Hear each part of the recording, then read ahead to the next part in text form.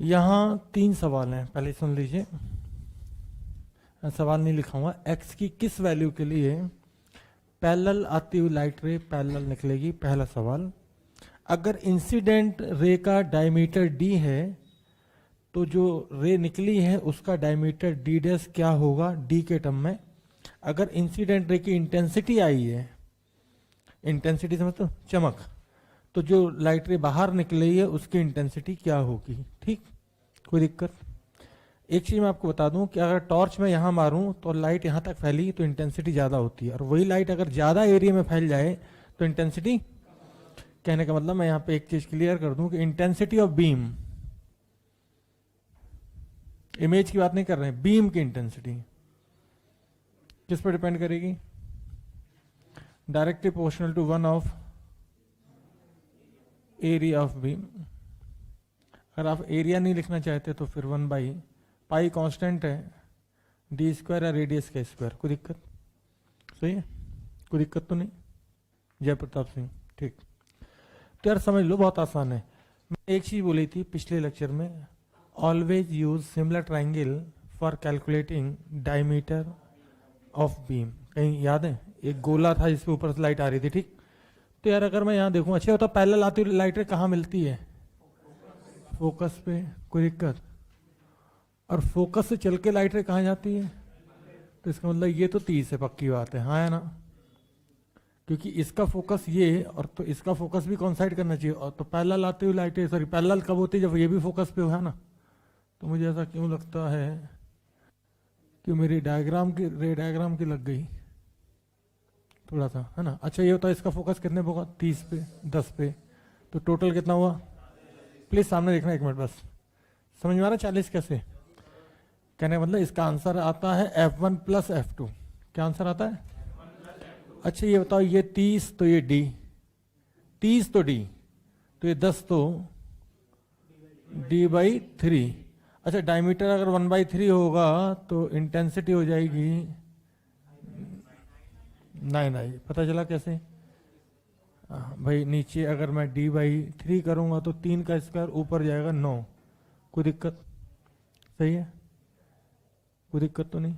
ध्यान दें, सेम सवाल वही, सोच नहीं। पैरेलल आती हुई लाइट रे कहाँ मिलेगी या मिलती हुई प्रतीत होगी? बोलो। तो आपको बता दें कि इस केस में इसका फोकस यहां कहीं होना चाहिए। और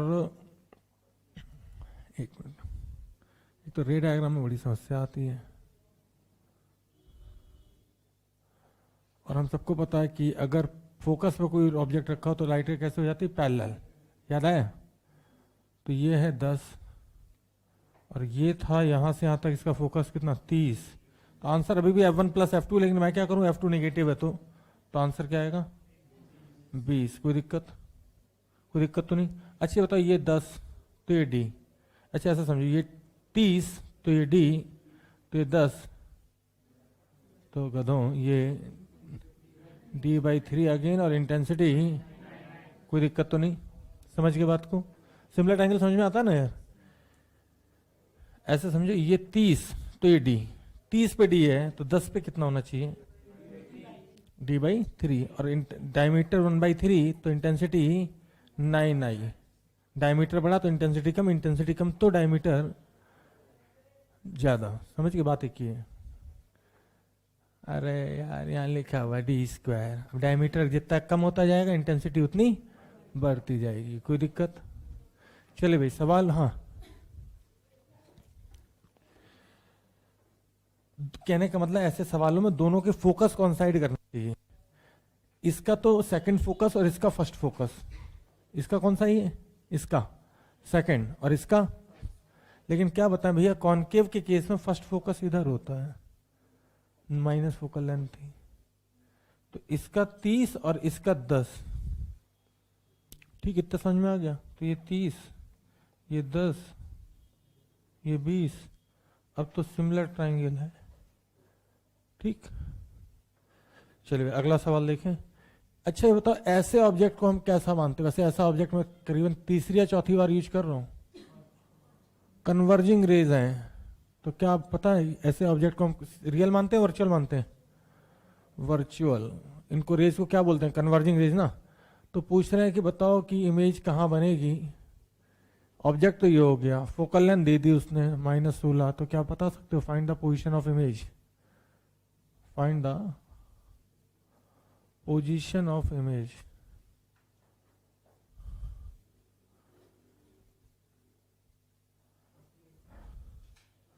हाँ बिल्कुल सही है, 1/v माइनस 1/u, लेकिन u है +12 और ये हो गया -16, तो v आ जाएगा आपका 48 सेंटीमीटर पे।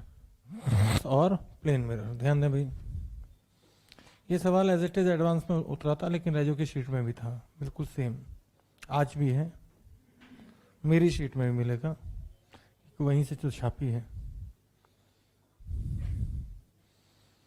ये फोकल लेंथ दी 30 और बीच की डिस्टेंस दी 15 और ऑब्जेक्ट भी रखा 15 में। सवाल है find the position of final image formed. Final image किसे बोलेंगे, जिसके बाद ना तो रिफ्लेक्शन हो ना रिफ्रैक्शन हो। तो इसमें तीसरी इमेज फाइनल होगी क्या? आपको मेरी आवाज आ रही है? तीसरी क्यों होगी बताओ? पहली लेंस से, दूसरी मिरर से, और फिर तीसरी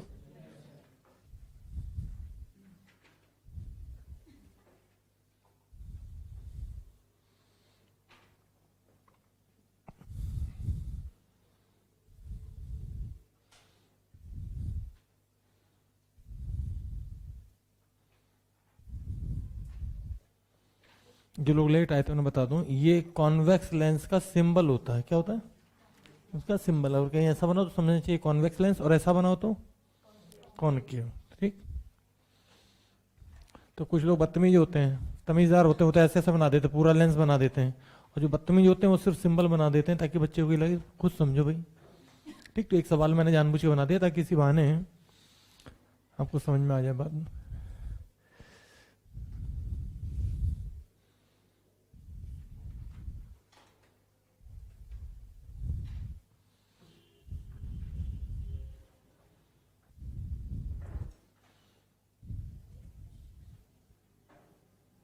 ये 10, ये -20 और ऑब्जेक्ट रखा है 10 पे। तो बोल रहे हैं कि x की किस वैल्यू के लिए फाइनल इमेज ऑब्जेक्ट बनेगी।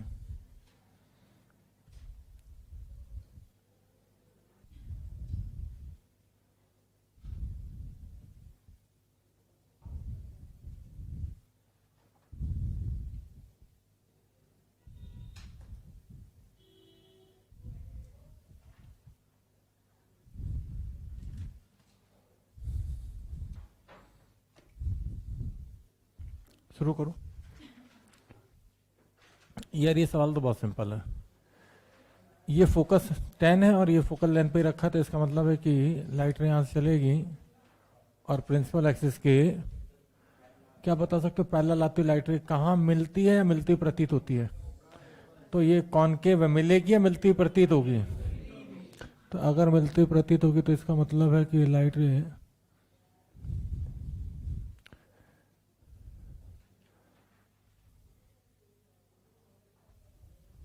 सही है, और इसका फोकस है कितने पे? 20 पे। मिलती हुई प्रतीत होगी, तभी तो फाइनल इमेज कहाँ बनेगी? फोकस पे। मैंने ये नहीं बोला कि फाइनल रियल इमेज फोकस पे बने, मैंने सिर्फ बोला फाइनल इमेज कहाँ बने? फोकस पे बने या बनती हुई प्रतीत हो। तो इसका साफ मतलब है ये 20, ये 10, तो ये भी 10। ठीक, कोई दिक्कत इतने में? कोई दिक्कत तो नहीं? ठीक यार, 15 ये फोकल लेंथ 30 से बताओ पहली इमेज कहाँ बनी? -30 पे कहाँ बनी? पक्का? तो -30 पे कहीं बनती नहीं है, पता है बनती हुई, तो उससे क्या फर्क पड़ रहा है? ये पहली इमेज भैया -30 पे। अब मुझे ये पक्के से पता है ये 30 और ये 15, तो ये जो इमेज बनाएगा वो 45 पे। कोई दिक्कत तो नहीं? इतने में दिक्कत हो तो बताओ यार जल्दी से। नहीं ना? पक्का? अब लाइट पहले इधर से इधर गई थी, अब रिफ्लेक्ट करके इधर से इधर जाएगी। तो यार ये बताओ, यहाँ से और साइन कन्वेंशन देखूं तो ये टोटल हो जाएगी लेंस से 45 और 15 -60। क्या आप देख पा रहे हो कि ये 2f पे रख दिया, क्योंकि फोकल लेंथ है कितनी 30, तो कैलकुलेशन करने की आवश्यकता ही नहीं है। ये 2f पे है तो इमेज किधर बनेगी 2f पे, तो इसका मतलब आंसर आएगा इधर कहीं 60 पे। क्या आप समझ पा रहे हो कि 2f का मतलब है रेडियस ऑफ कर्वेचर, तो फाइनल इमेज आएगी 60 पे। कोई दिक्कत? अब मुझे ये नहीं समझ में आता इतने सिंपल सवाल में लोग गलती कहाँ कर देते हैं। कैलकुलेशन तो थी नहीं, हाँ कहीं ना कहीं तो ही है गलती। कोई दिक्कत तो नहीं, समझ के बात को।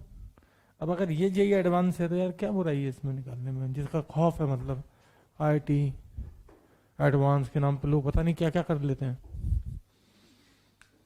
मेरे हिसाब से तो मेडिकल लेवल है पूरा। बेसिकली आप ध्यान से देखो तो पावर स्केलर क्वांटिटी है, तो पावर क्या सीधे सीधे ऐड हो जाती है, ठीक। स्केलर क्वांटिटी जैसी भी होती है सीधे सीधे ऐड हो जाती है। तो अगर लेंसेज बिल्कुल पास में रखे हैं, जैसे तुम्हें जब चश्मा बना होगा तो उसने एक लेंस डाला होगा, फिर दूसरा, फिर तीसरा, जहाँ दिखना चालू हो जाता है वहाँ पे वो रुक जाता है, ठीक। तो कुछ भी नहीं है। अब मान लीजिए एक लेंस ये है, एक इसके बगल में है, एक और इसके बगल में है, तो कोई पूछे कि भाई तीनों की पावर टोटल मिला के कितनी, तो मान लो इसकी P1 इसकी P2, लेकिन ये देख लेना एक प्लस में एक माइनस में हो तो फिर माइनस साइन के साथ, तो हम क्या बोलेंगे P नेट बराबर P1 plus P2 plus P3 and so on, ठीक। कहने मतलब और कोई कहे कि 1/f बराबर, तो 1/f नेट बराबर 1/f1 प्लस 1/f2 प्लस 1/, ठीक।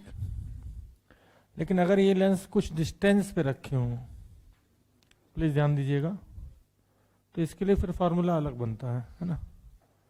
मान लीजिए एक की पावर P1 है और एक की P2 है, तो इन दोनों की जगह कोई बोले इक्वलेंट लेंस, तो P इक्वलेंट का फार्मूला हो जाता है फिर P1 plus P2 minus D times of P1 P2, सही है ना। मतलब कि अगर फोकल लेंथ के टर्म में लिखना तो F इक्वलेंट बराबर 1/f1 1/f2 minus D f1 f2, सही है। कोई दिक्कत तो नहीं। अच्छा, लेंस की पावर होती थी, तुम्हें याद होगा, पावर ऑफ लेंस अगर लिखते थे तो 1/f इन मीटर है ना। मिरर की पावर पता है क्या? अरे -1/f। मिरर और लेंस में ज़्यादा फर्क नहीं होता भैया। हाँ, मिरर के फोकल लेंथ को हम R/2 जरूर लिख सकते हैं, तो रेडियस ऑफ कर्वेचर के टर्म में भी आप लिख सकते हो, ठीक। कोई दिक्कत